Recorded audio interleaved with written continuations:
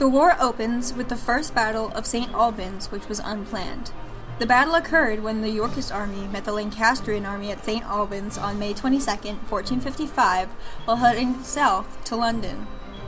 King Henry VI, who was accompanying his Lancastrian forces, chose to open up negotiations before the violence began.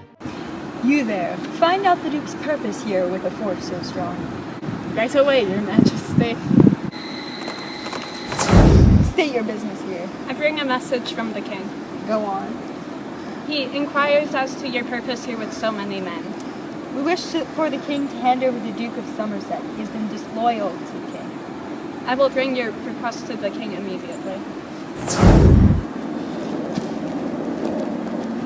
You may rise. Now give me his letter. The Duke charges Somerset with treason. He claims Edmund has been disloyal to you. Heck no. Tell him we will not hand over the Duke of Somerset. Yes, my king.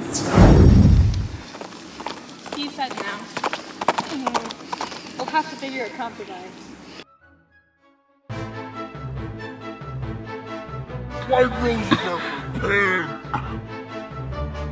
And thus the first battle in the War of the Roses had begun.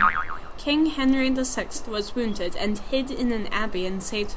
Albans, where the Duke of York later found him. After the Duke apologized profusely, the king was taken as a sort of prisoner. Edmund had perished in the battle. Queen Margaret worked to rally support for the Lancastrian side in order to remove the Duke of York. She succeeded in removing him from his position as protector of the realm. With the conflicts between the houses, riots broke out and laws went largely unenforced. Pirates freely raided English merchant ships because the government took no actions against criminal activity.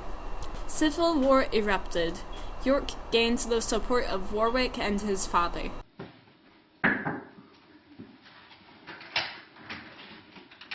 He's the cool Duke of York. Hey guys, why don't you join the York side? We have cookies.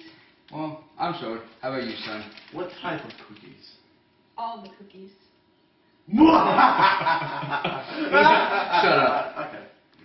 The Lancastrians experienced a victory at the Battle of Ludlow in 1459, and York and Warwick were forced into exile. My cookie! No! The next year, Warwick returned and defeated the Lancastrians, which enabled York to lay his claim to the throne. Parliament passed the Act of Accord, recognizing York as Henry's heir. Queen Margaret objected, as it disinherited her son. She gathered an army of supporters and in December 1460 defeated the Yorkists, killing both the Duke of York and Warwick's father, the Duke of Salisbury. She then marched to London and defeated Warwick at the Second Battle of St. Albans. However, Warwick soon returned with Edward of York. We got to go north, y'all. Okay. There you go. How about your boy? We're here to make sure you actually leave. Let's get ready to rumble. Let's go, bud. Let's square up.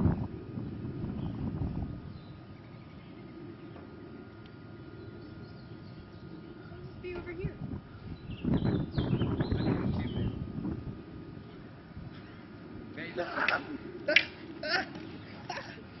Okay, guys, I'm out. Guys, I'm out.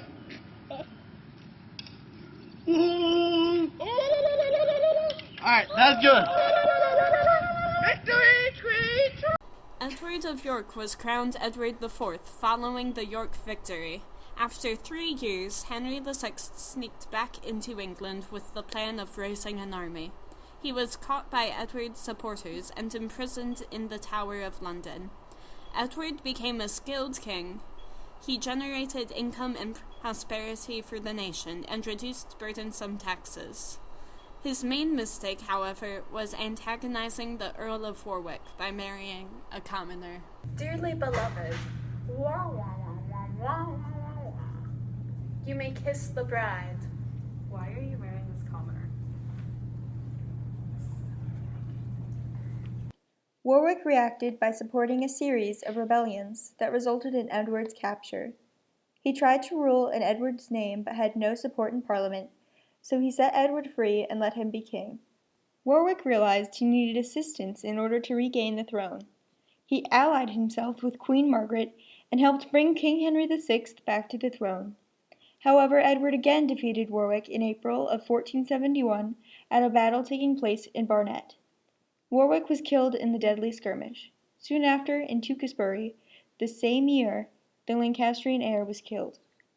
Prince Edward of Wales' execution and the following execution of King Henry VI at the Tower of London decimated the direct line of successors for the House of Lancaster, but it was an important step in paving the way for a new ruling family, the Tudors. I'll miss you all. I hope that our house will continue to be successful without me. I trust that my brother will be able to raise my sons into becoming strong and respected rulers. However good of a leader King Edward was, public opinion of the king's marriage had not been swayed. The Woodworth house was still looked down on, making it easy for the late king's brother, Richard of Gloucester, to seize control from Edward V, who was to become king. Richard called his brother's marriage to Catherine into question, throwing doubt into the legitimacy of Edward V's claim to the throne. He also was in a position of power, having been named protector by Edward IV while on his deathbed. Richard and another of the deceased king's old supporters, the Lord Chamberlain William Hastings, joined together to amass a force strong enough to overpower any that they might face from the Woodville house. These two were not alone in their dislike and mistrust of the Woodville house, from which the late King Edward's bride hailed. Many others, too, viewed the family as power-hungry and undeserving upstarts. This caused many nobles, such as the Duke of Birmingham, to join in support of Richard. This Duke and Richard soon came across the young Prince Edward and began exerting their newfound power. Wait, I see the royal party. They're headed towards London. If we hasten onward, we might intercept them. We must!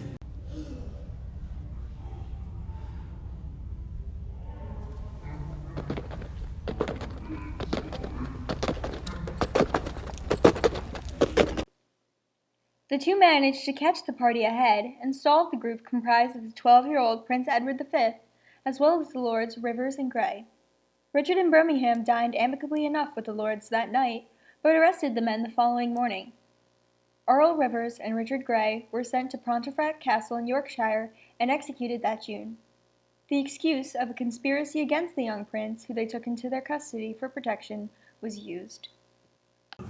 You are hereby arrested for conspiracy against the prince. What? We're innocent. We've done nothing wrong. Innocent, I tell you. Tell it to someone who cares. Take them away. No!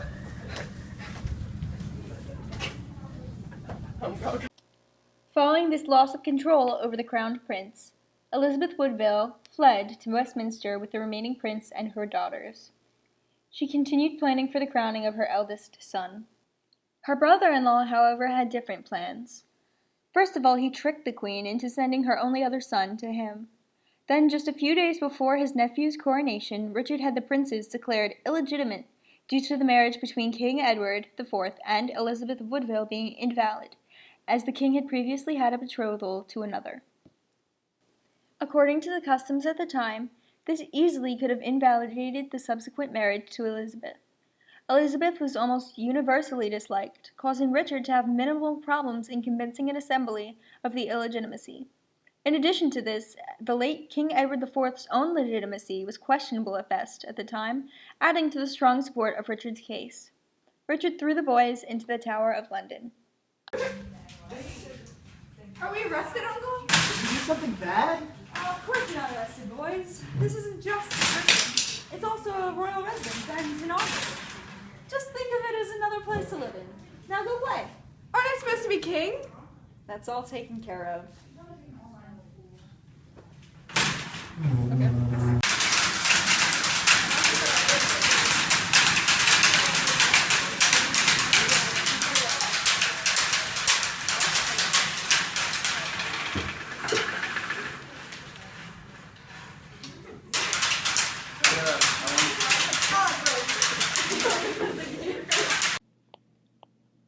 At this point in history, the Tower of London had not yet gained its infamous reputation.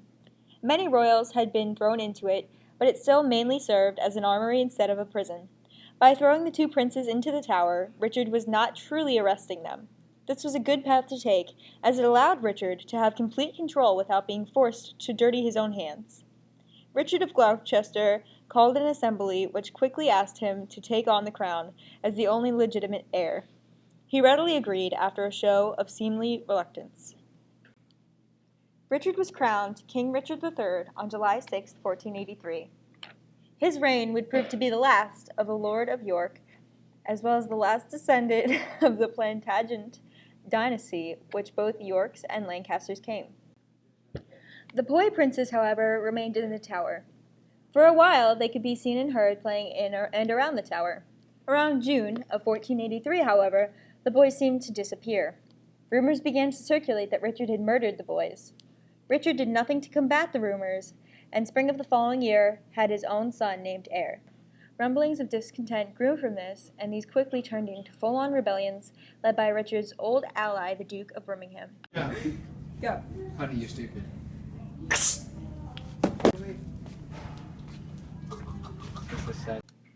The rebellion might have been successful had the Duke been joined by his own ally, Henry Tudor.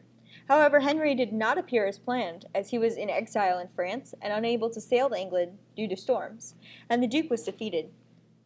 Birmingham was beheaded, and the revolt collapsed. Another rebellion occurred in August of 1485, led by Henry Tudor himself. Tudor sailed from France to Wales. He marched through his birthplace of Pembrokeshire to add to his troops, and met with Richard's forces at Bosworth Field. Richard famously said before the battle that took place there that he would either win or die in the battle. Who hath described the number of the foe? 6,000 or 7,000 is their utmost power. Why, our battalion trebles that account.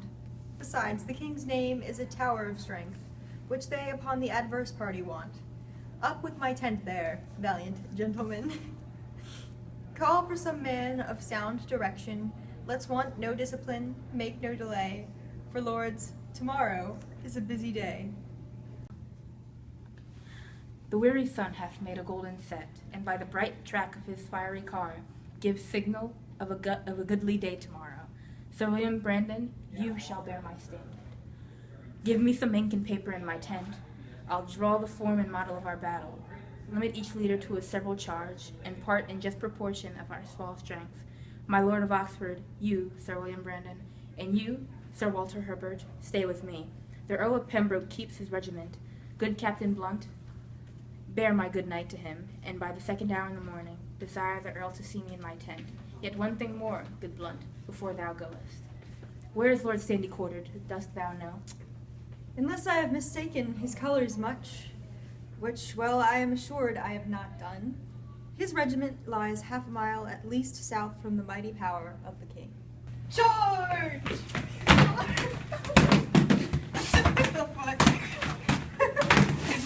Get knocked down, Kayla. What? You're not gonna get knocked down.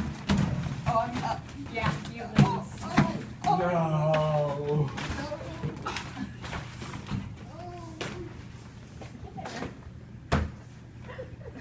Okay. Sometimes they don't take us seriously. You just did a bigger mustache and you got to go. That's good. Isn't that good? That's pretty good. That's really impressive. Well, actually, look at your lecture. He's dead. I'm gonna take a selfie. Get in here. Can't we read this something?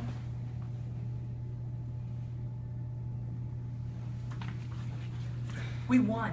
Herein lies the end of Richard III's reign.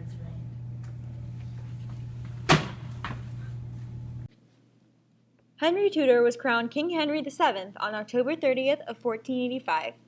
He spent his first year in power organizing England's government and creating a security force known as the Yeomen. His reign was not uncontested, and Henry VII faced rebellions led by John de la Pole in 1487, and from a man posing as the lost Prince Richard, Duke of York, in 1497. However, the king defeated these and others completely, allowing the control held by the Tudor house to solidify. The Tudors would remain as the reigning house until the death of Queen Elizabeth I of England in 1603, at which point the Stuarts came into power. King Henry VII would also be known for starting the Tudor dynasty above all else.